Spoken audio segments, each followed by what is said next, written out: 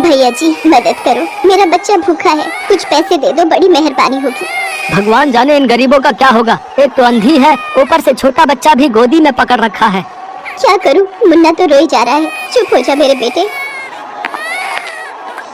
अरे संभल कर बहन, अभी रेलवे ट्रैक पर गिर जाती। रजनी, मेरी बहन इस हालत में। कौन? आवाज तो सुनी सुनी सी लगती है। अमर भैया? हाँ मेरी बहन, मैं तेरा भैया अमर। ये सब क्या हो गया? मैंने बहुत बड़ी गलती कर दी भैया, मुझे माफ कर दो। सतीश ने मुझे धोखा दे दिया भैया। आज उसी के कारण मेरी आंखों की रोशनी चली गई। उस दिन जब रजनी के साथ आखिर ऐसा क्या हुआ जो उसे इतने पैसे वाले घर की होने के बाद भी आज ये दिन देखने पड़ रहे थे। रजनी अपने भैया भाभी की लाडली बहन थी। उसके पास पैसों की कोई कमी नहीं थी। वो रानियों की तरह अपने घर में रह रही थी। भैया, मुझे इस भाई दूज पर सोने का सबसे महंगा जड़ाऊ हार ही चाहिए। हाँ हाँ मेरी प्यारी बहन, ले लेना। पूनम, तुम आज ही रजनी के साथ सुनार की दुकान पर चली जाओ। रजनी बहुत खुश थी। वो अपने भैया भाभी के साथ बहुत घुल मिल कर रहती थी। पर अचानक एक दिन रजनी की जिंदगी में सतीश नाम का एक लड़का आता है। रजनी सतीश के बारे में कुछ नहीं जानती थी। रजनी, मैं तुमसे बहुत प्यार करता हूँ, पर मैं तुम्हारी तरह पैसे वाला नहीं हूँ। ऐसा मत कहो सतीश, मैं भी तुमसे बहुत प्यार करती हूँ। रजनी, इस प्यार का क्या फायदा? तुम्हारे भैया तुम्हारी शादी मेरे साथ कभी नहीं होने देंगे।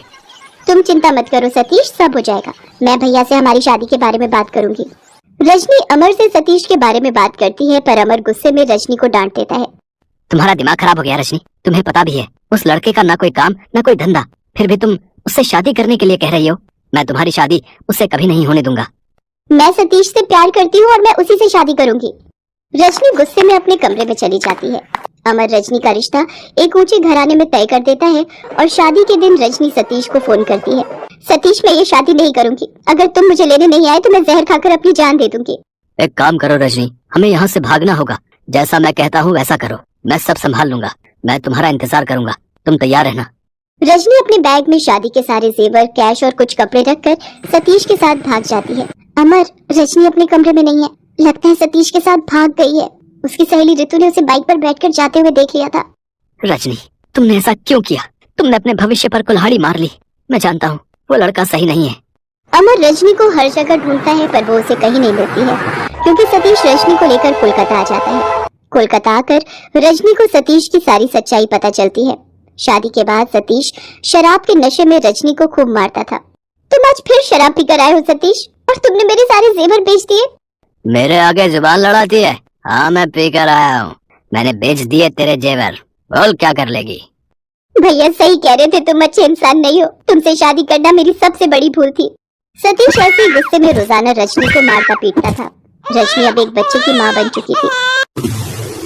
मुझे घर का राशन और मुन्ना के लिए दूध लाना है, और तुम यहाँ बैठकर दोस्तों के साथ शराब पी रहे हो। तुम्हें शर्म आनी चाहिए। मेरे दोस्तों के सामने मेरा अपमान करती है। तुझे आज मैं नहीं छोड़ूंगा। सतीश गुस्से में रजनी को धक्का दे देता है। रजनी के सिर पर गहरी चोट आती है और वो लहूलुहान हो जाती है। सतीश उसे उसी हालत में छोड़कर वहाँ से भाग जाता है। अरे भाई, बेचारी को बहुत चोट आई है, कोई उठाकर इसे अस्पताल ले चलो। लगता है ये इसी का बच्चा है जो तेज तेज रो रहा है। हाँ, इसका नाम रजनी है, ये इसी का बच्चा है। कुछ लोग उठाकर रजनी को हॉस्पिटल लेकर जाते हैं, पर रजनी की आंखों की रोशनी चली जाती है। सतीश का कहीं कुछ भी पता नहीं था। सतीश ने मेरे सारे जेवर बेच दिए।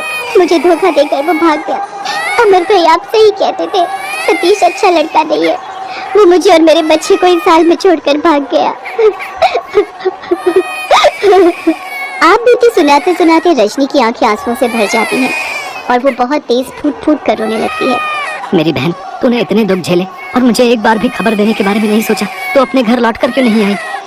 भैया, मैं किस मुंह से आपके पास आती? मैंने आपका इतना अपमान करवाया। अपनी शादी तोड़कर मैं सतीश के साथ भागी थी। आपके समाज में कितनी बदनामी हुई होगी। नहीं रजनी, ऐसा मत सोच। तू मेरे लिए जान से भी प्यारी है मेरी बहन। चल अब अपने घर चल। ला, मुन्ना को मैं पकड़ता हूँ। अमर रजनी और मुन्ना को घर ले आता है। रजनी की भाभी पूनम को भी सारी बात का पता चलता है। वो भी रजनी की ये हालत देखकर बहुत दुखी होती है। अमर शहर के जाने माने आंखों के डॉक्टर से रजनी के इलाज के बारे में बात करता है। आप चिंता मत कीजिए मिस्टर अमर, आपकी बहन की आंखों की रोशनी वापस लाना मेरी जिम्मेदारी है। डॉक्टर रजनी की आंखों का ऑपरेशन करते हैं और उसकी आंखों की रोशनी लौट आती है। कुछ दिन बाद दिवाली थी। रजनी अपने भैया भाभी के साथ मिलकर दिवाली का त्योहार मनाती है और दिवाली के एक दिन बाद भाई दूज का त्योहार था। भैया मुझे माफ कर दो, मैंने आपका कहना ना मानकर बहुत बड़ी गलती की थी। मैंने मुन्ना के साथ कैसे गरीबी के दिन देखे हैं ये मैं ही जानती हूँ। मुझे सतीश से बहुत नफरत हो रही है। अगर वो एक बार मेरे सामने आ जाए तो मैं उसे जिंदा नहीं छोड़ूंगी। रजनी, जो हुआ उसे भूल जाओ और मुन्ना के साथ अपनी नई जिंदगी की शुरुआत करो। आओ बैठो भैया, मैं आपको भाई दूज का तिलक कर दूं। कब से मैंने और आपने मिलकर भाई दूज का त्योहार नहीं मनाया।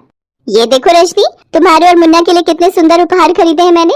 रजनी, तुम्हें सोने का जड़ाव हार पसंद है ना? देखो, मैंने सुनार से आज भाई दूज के दिन के लिए ही बनवाया था। एक भाई का तोहफा, एक प्यारी सी बहन के लिए।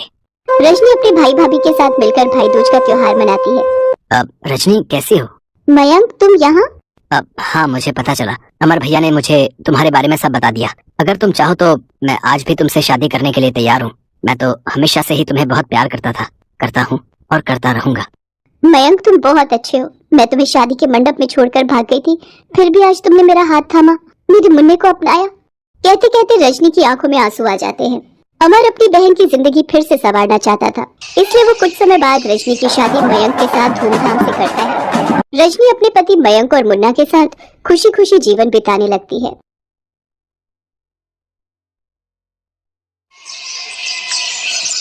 बरखा अपने कपड़ों की अलमारी खोलकर कुछ ढूंढ रही थी, तभी उसकी नजर एक एल्बम पर जाती है जिसमें एक फोटो को देखकर उसके आंसू निकल आते हैं। तभी मनीष उसे कहता है, बरखा फिर ये एल्बम खोलकर बैठ गई। 6 साल हो गए हैं, अब तो याद करना छोड़ दो अपने भाई को। जब वो लोग तुम्हें याद नहीं करते तो तुम क्यों अपना मन दुखा रही हो? कैसे याद ना करूं? अगले महीने भाई दूज है, याद तो आएगी ना। और मुझे पता है अनिल भैया भी मुझे याद कर रहे होंगे। काश उस दिन एक बार तो उन्होंने मेरी बात पर विश्वास किया होता, तो हम दोनों भाई बहनों के बीच गलतफहमी न होती। अनिल जी, ये आपके पापा ने मरते वक्त जो वसीयत बनाई थी, उसके हिसाब से आपके और बरखा बिटिया के बीच ये जायदाद बांटी जाएगी। वकील साहब, इसमें हमारे बच्चों के नाम कोई हिस्सा नहीं है, जबकि बरखा की बेटी के नाम पापा जी ने जन्म के वक्त 50 लाख की एफडी पहले ही करवा दी थी। अब बरखा को भी उनके मरने के बाद आधा हिस्सा मिल जाएगा।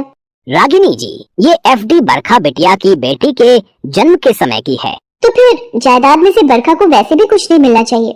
तभी बरखा भी आ जाती है।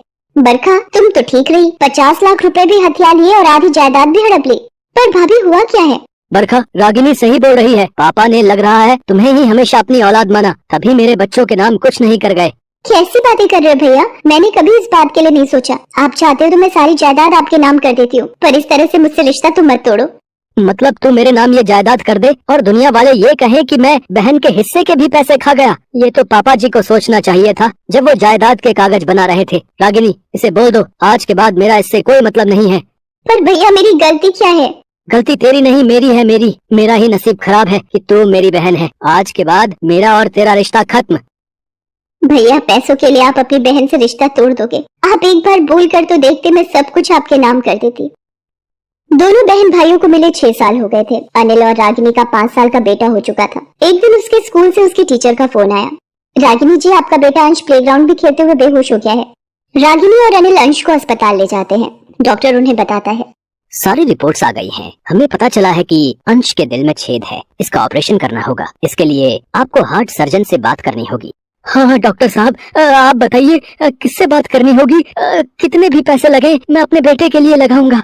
देखिए, मेरी नजर में सबसे बेस्ट और जाने माने स्पेशलिस्ट हैं डॉक्टर मनीष, जिनकी आज तक एक भी हार्ट सर्जरी फेल नहीं हुई है। मेरी माने तो आपको उनसे अच्छा हार्ट सर्जन कहीं नहीं मिलेगा। डॉक्टर मनीष का नाम सुनकर अनिल और रागिनी चौंक जाते हैं।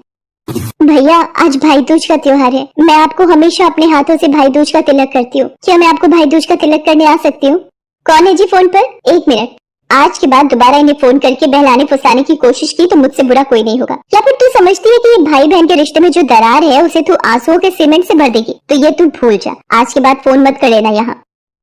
अनिल, मैंने बरखा के साथ इतना बुरा व्यवहार किया है, मेरे तो हाथ कांप रहे उसे फोन मिलाते भी।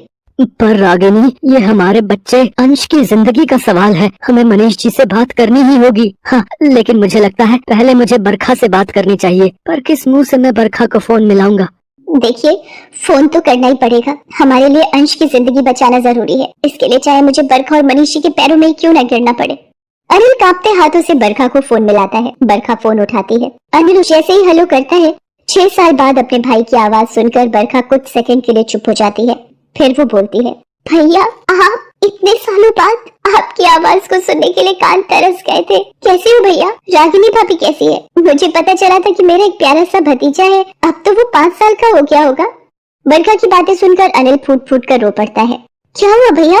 सब ठीक तो है ना? आप रोने क्यों लगे? मुझे बताओ क्या हुआ है, मेरा दिल घबरा रहा है। अनिल बरखा को रोते हुए सारी बात बताता है, जिसे सुनकर बरखा भी घबरा जाती है और रोने लगती है। अनिल उसे बताता है, बरखा, डॉक्टर ने कहा है कि सिर्फ मनीष जी ही अंश के दिल का ऑपरेशन कर सकते हैं। उनके अलावा बेस्ट हार्ट सर्जन कोई नहीं है। भैया आप चिंता मत करो, मैं मनीष जी से बात करती हूँ। शाम को जब मनीष घर आता है तो बरखा उसे सारी बात बताती है, जिसे सुनकर मनीष उसे कहता है, बरखा, मैं एक डॉक्टर हूँ, किसी मरीज की जान बचाना मेरा फर्ज है, पर क्या तुम वो दिन भुला पाओगी जब अनिल और रागिनी ने तुम्हारी 6 साल तक कोई सुध नहीं ली? तुम हर राखी, हर भाई दूज पर अपने भाई का इंतजार कर रही हो। तुम्हारी गलती ना होते हुए भी तुम्हें रिश्तों से दूर रहने की सजा मिली। कोई बात नहीं मनीष, आज भैया भाभी को मेरी जरूरत है और भगवान भी यही कहते हैं कि भूल तो सभी मनुष्यों से होती है, और अगर आज हमने उनकी मदद नहीं की तो हम भगवान से भी नजरें नहीं मिला पाएंगे। प्लीज आप उनकी मदद करो और एक डॉक्टर होने का फर्ज निभाओ। बरखा के कहने पर मनीष अनिल और रागिनी के बेटे अंश का ऑपरेशन करता है। ऑपरेशन कामयाब होता है। अनिल मनीष से भी माफी मांगने लगता है, पर मनीष उसे गले लगा लेता है। रागिनी भी बरखा के गले लग जाती है। कुछ दिन बाद अंश को हॉस्पिटल से छुट्टी मिल जाती है। सब लोग मिलकर दिवाली का त्योहार मनाते हैं और फिर भाई दूज का दिन आता है। बरखा अनिल को भाई दूज का तिलक करती है। बरखा की बेटी शाइना भी अंश को तिलक लगाती है। बरखा मेरी बहन, आज तूने भाई दूज का तिलक करके मुझे माफी दे दी।